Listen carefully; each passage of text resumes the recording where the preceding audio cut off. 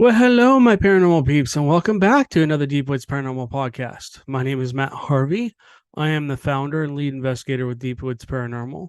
Along with my wife, Amanda, we investigate everything paranormal from Bigfoot to UFOs to ghosts, dogman, to cryptids, to lake monsters, to aliens and UFOs. If it's paranormal nature, we investigate it. Also, on this podcast, we basically talk about our investigations and what we're doing and stuff like that. We kind of talk about the show a little bit. If you don't know, Man and I are in the process of putting together a paranormal show. It's just taking a long time, longer than I thought. We were gone all weekend long and 2 nights in a row, just out chasing Bigfoots. So we'll talk about that in a second. We're also going to talk about our paranormal road, I guess you call it journey. And basically, we went on over the weekend as well. We left about midweek last week, and we're gone all the way through Sunday. So we basically visited Louisiana and stuff like that. We'll talk about that in just a second. And then we've got just lockdowns and investigations coming up like crazy. I bear with me with all the stuff behind you. The subway bag you see behind me, that's actually full of possible, and I do say possible, Bigfoot hairs.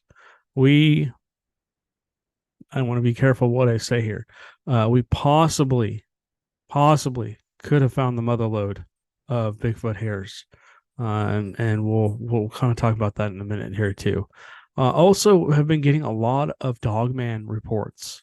So I will go through and kind of talk about the I call it the Brazos triangle, and I'll show you guys on the map what I'm talking about. But it's further out than that. I mean, there's like a triangle and then there's a triangle. So, and then if you're watching this podcast, yes, there are haunted dolls behind me, and yeah, they do look like they're about ready to jump off the table and attack. But these dolls seem to be very mild mannered. They seem to be very you know happy and playful and stuff like that. I have strict rules that if a spirit's going to be in the house, they're only allowed into the office here, and that's where we try and keep them.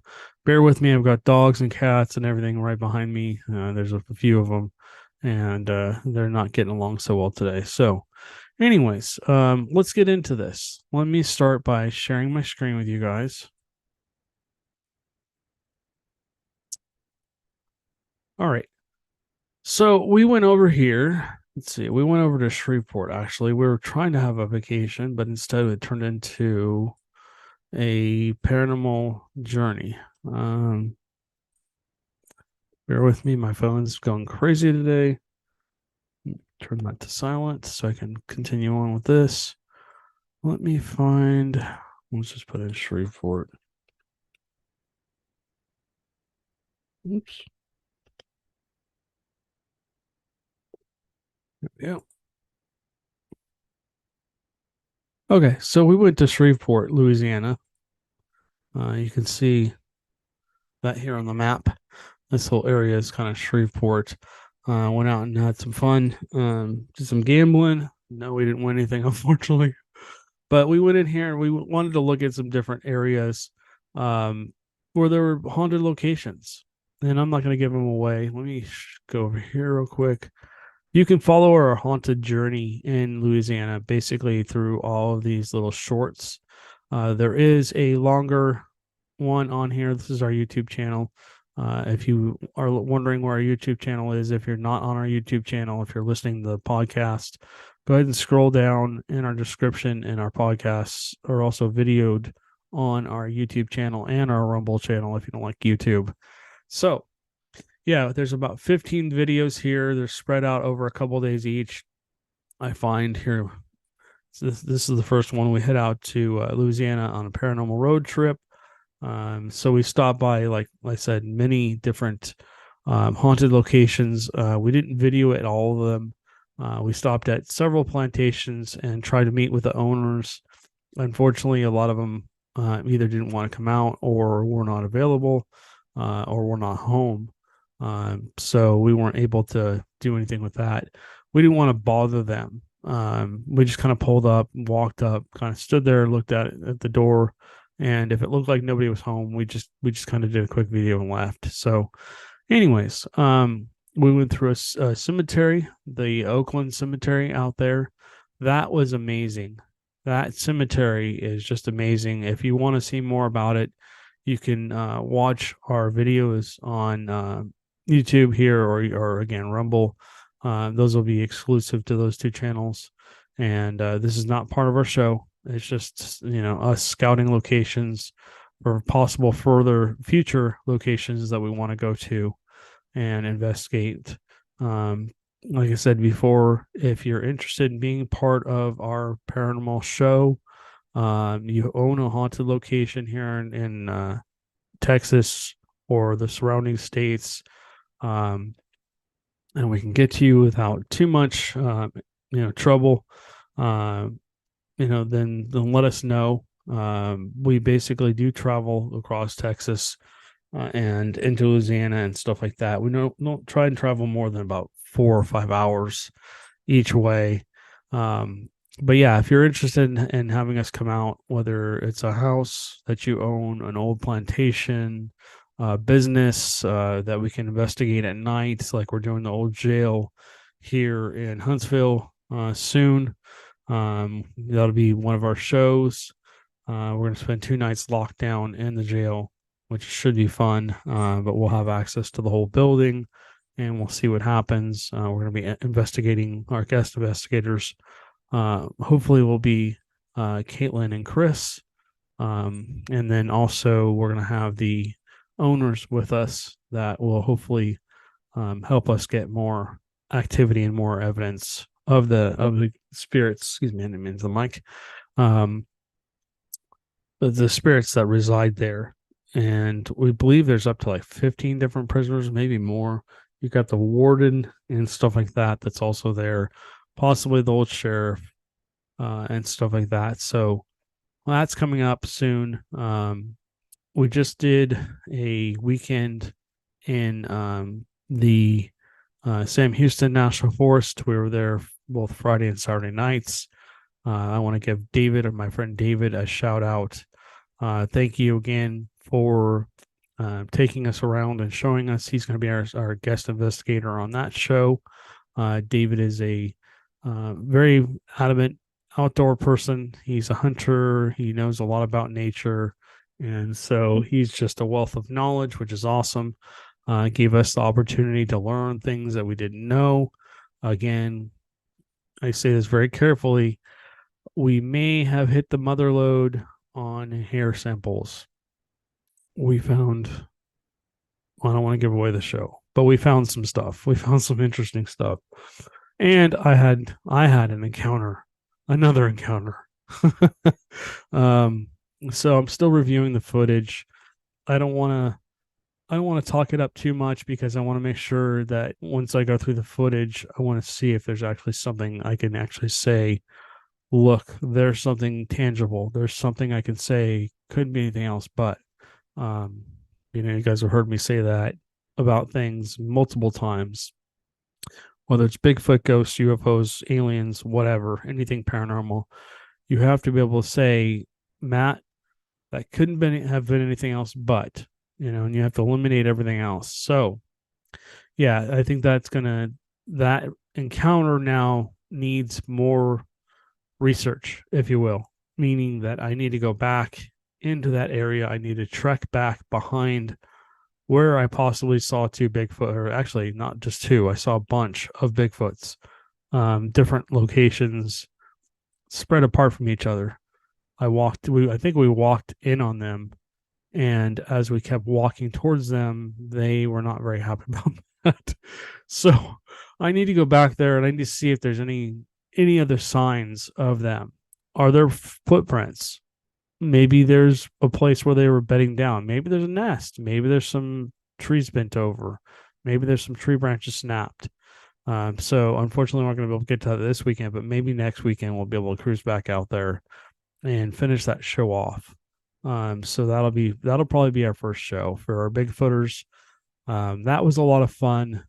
We did have some things happen. I don't want to give away the show, but yeah, I mean, we had some encounters, out there in the Sam Houston National Forest. And Min and I mean, we purposely go out there and just drive down those long roads, down those dirt roads real slow, 5-10 miles an hour. Excuse me, purposely get lost to the point where it's like, oh crap, wait, we don't have cell phone service. We have to turn and go back the way we came in uh, to see if we can have encounters. I mean, when you get to the point where you're driving through a forest and there's no cell phone service, there's no Wi-Fi, you can't get not Wi-Fi, no GPS signal, and you can't figure out where you're at, and you have to turn and go back out the way, then you're probably in the right place because there's probably not a lot of people around, and it's very secluded. David and Amanda and I went into a very secluded area. We did a lot of stuff, and we got some good results, I believe. So that said, yeah, that was a crazy night. We really, yeah, I think we got really close to having like a full on sighting, if you will. But yeah, that was cool. I've just ordered two more IR lights for the camera. That IR light performed extremely well.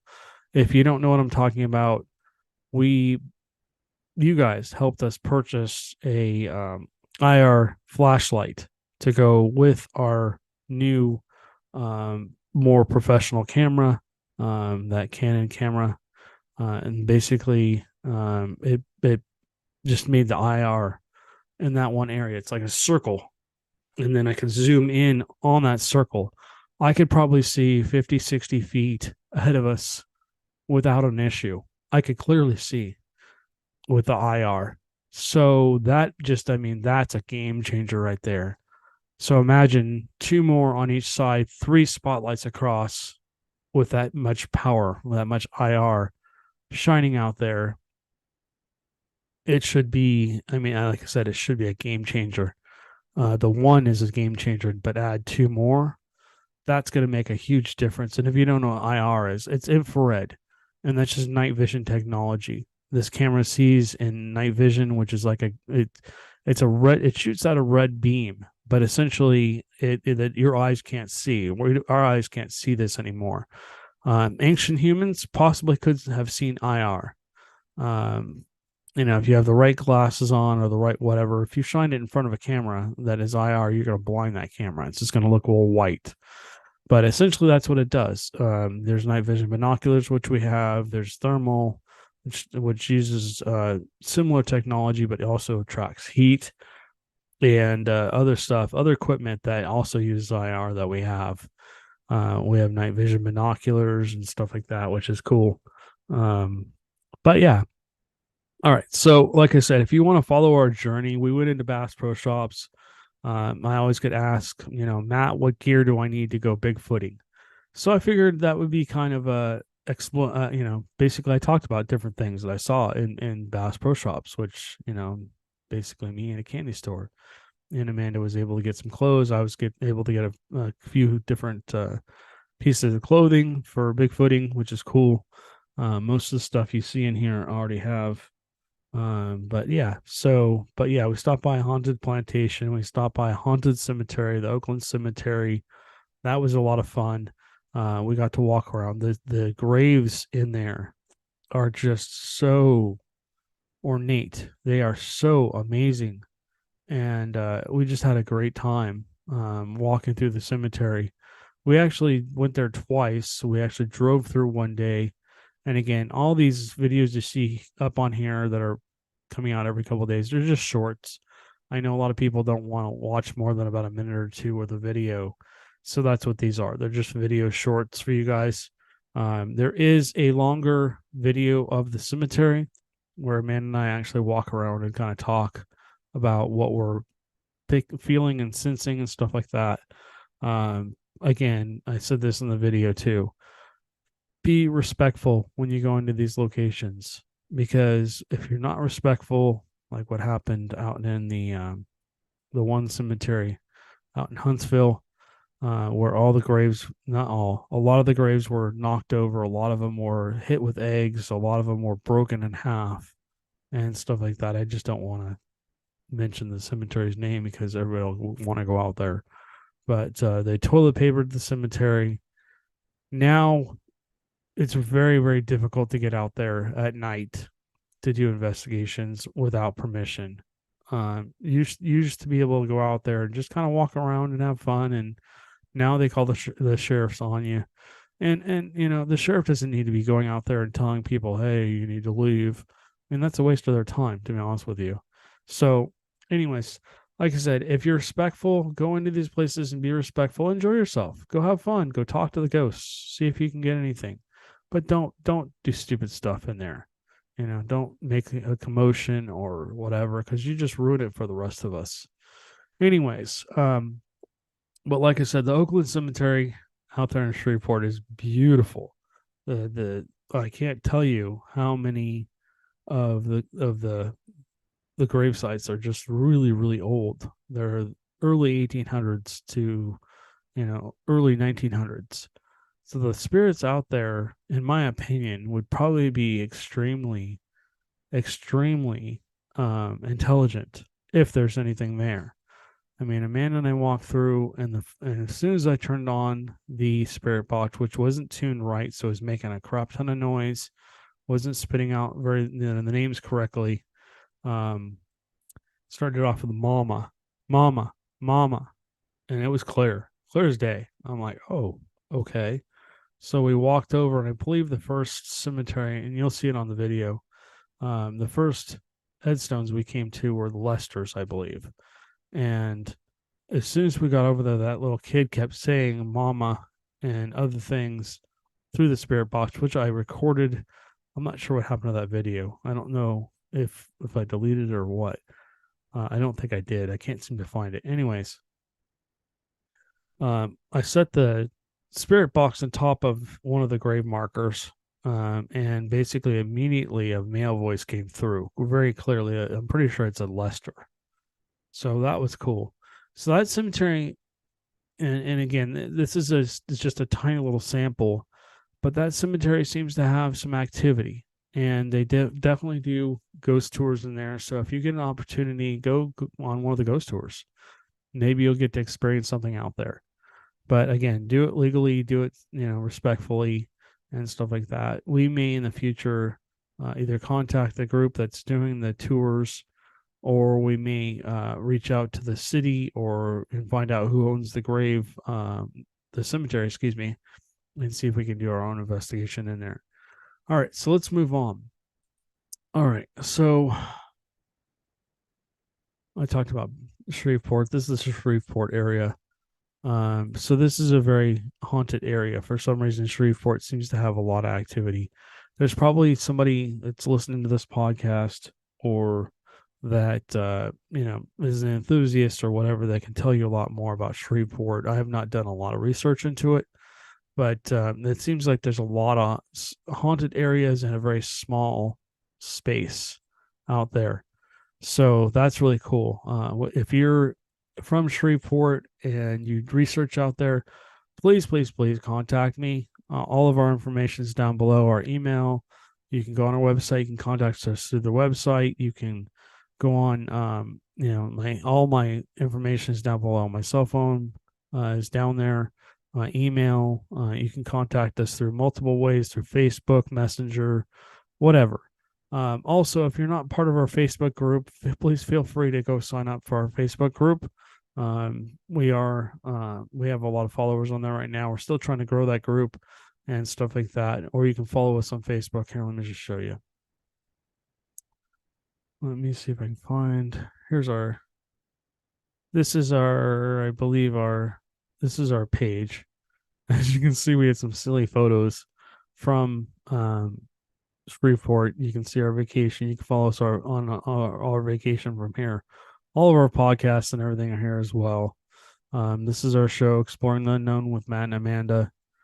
So yeah, I mean, if you want to come here, and then I gotta go back and find I don't know where. Here it is. Here's our Facebook group. So I don't even know how many people I have at this point, but a lot of stuff gets posted here. More content will be coming as I upload these shorts and stuff like that. So if you'd like to come in here and join our Facebook page, you're welcome to. It's a Deep Woods Paranormal Facebook group. It is linked in our description down below, so I don't want to spend a lot of time on that. All right, so we talked about Shreveport. Let's move over here because I can't tell you how many we live in this area. We live in the College Station area. I can't tell you how many reports I'm getting from this area. This is like a triangle from College Station, um, to Hearn, to Franklin, to Bremen, to Cossey, um, out here to what is this little town? I can't tell what that town is, but let's see if we zoom in a little bit. I think that says Kichi, but mainly out here off the 21, out through Centerville, Concord, Marquez, um, Hilltop Lakes, all the way down to Madisonville and stuff like that. I mean, this whole section right here, this section right here. Let's just outline this. Let's say from the 6 to the 79 to like the 69 back over to what road is this?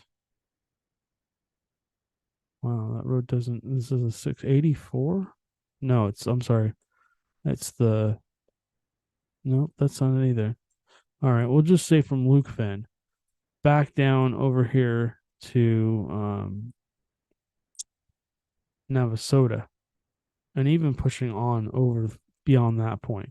But this big chunk of land right here, and mainly this area here that I have kind of zoomed in on, this section here, this section of land seems to have its own paranormal activity. You got ghosts, you got UFOs. Now, I'm not going to say aliens. I'm just talking about UFOs, unidentified flying objects. You've got the cattle mutilations. You've got Bigfoot reports. Now I'm getting all kinds of dogman reports. People are contacting me, Matt. There's dogmen out here. And so, I mean, somebody just came out with the Texas Triangle for dogman. But I think it's more than that. I think there's more activity than that. I mean, all these little areas. For some reason, the if you head out, where's that 21? So I'm going to zoom in on the map here. It's almost to Hearn. Let's see. Let's find the 21. Oh, I'm sorry. The Texas OSR. Along the Texas OSR seems to be some kind of weird activity, and I don't know what's going on. From the 6 up to Wheelock to Wheatley. I'm sorry, did I mispronounce that? Weedy, I think I can't read it. It keeps zooming out every time I zoom in, it zooms itself out. So the map is not working with me today. But off the Texas OSR, there is a lot of reports of activity. When Amanda and I were out doing the cattle mutilations, even with John, our friend who's a Bigfoot researcher, we were out there doing the research, and I'm like, oh crap, that's a tree knock. And I'm like, okay, there's Bigfoot out here. And there's just, you can see there's a lot of just little green sections out here. And this one's pretty good size, actually. What is this? Advanced Genetic Services doesn't say. So I'm guessing, oh, wait a minute. No, these might be, yeah, this is a fracking operation. I thought this was going to be something else. There's a good sized fracking operation out here, but look to the right of the fracking operation. So this is off the Texas OSR, next to Burns Cemetery, and then you have Anderson Cemetery on the other side, but you have this big green belt. And there's a little river in here. So you got the Navasota River, you got Davis Lake, and you got this huge section of just green. So bear with me on this first. I'm kind of really zooming in on this section. Every time I come on the map and I start seeing pins being dropped, I'm looking around going, okay, what's close to that? need a water source, I need a food source, I need cover for these animals and or creatures, whatever you want to call them. And so, I mean, if you're talking about Bigfoot and you're talking about Dogman and other cryptids, they need some place to live, right? So you got the Navasota River, which is a good sized river that allows them to have water source. There's a lot of pools, not pools, but um, lakes and small ponds all through here. You got the fracking operation, which means that more than likely this whole section of land here is owned by the oil company. So there's no homes or anything around here at this point. And then you got this huge green section here. Definitely need to add this. And then you got the cemetery here. And you got a few homes around it. Excuse me. To check out what this burned cemetery is. But yeah, you got a few homes. It looks like it's on a private road, probably a private cemetery. So, I mean, it doesn't look like you can drive over to it unless I can't see from the angle I'm at. It just looks like there's a home here. So this is probably somebody's private cemetery. Let's go look at the other cemetery. Where did I see that? Here we go. Anderson Cemetery. So this looks a little more secluded. You got a fracking operation here. You got all kinds of wow, this is really secluded. Anderson Cemetery is kind of out on its own. Looks like it's in the woods, and it looks like it's next to a building. This also looks like a fracking operation. Okay. So mainly out in this section, you've just got fracking, and there's a huge chunk of green that I don't know if you can even drive it into it. Looks like I would imagine that these little roads going up into where the fracking operations are private roads. I wonder if you can even get to Anderson Cemetery. Let's see, what is this? This is Devil's Jump Creek. Ooh, that sounds creepy. You got some water sources and you got a creek here, and it looks like you got some homes with some good sized ponds. Yeah, there's hay bales here, so this is probably a farmer's land. So that's probably this section here is probably all private. But I mean, looking around, there's all kinds of ponds in around here. I mean, you could totally go out here. It'd be interesting to go out into this area and do some call blasting and just see if anything comes back. Because I imagine that not very many people are doing call blasting in this area. This might be a good, not only a Bigfoot location, but also possibly for Dogman. Bigfoots and Dogman supposedly they kind of coexist, but they don't like each other. Supposedly they fight with each other all the time. I just don't know if there's any place you could pull over, unless this is the Navasota River. Looks like there's a pull out here where people probably fish down here. I'm guessing off the Navasota River. You could probably pull down over here, and you could probably get away with, doing some screams. There's a house, because it doesn't look like there's a lot of homes around here. Weaver Lake. This has a house. So this is probably privately owned land. Yeah, this has got a dock in it. I need to do some research on Weaver Lake. So this is a old Spanish road. This is just basically the Texas O&R. And essentially, I'm wondering if there's any.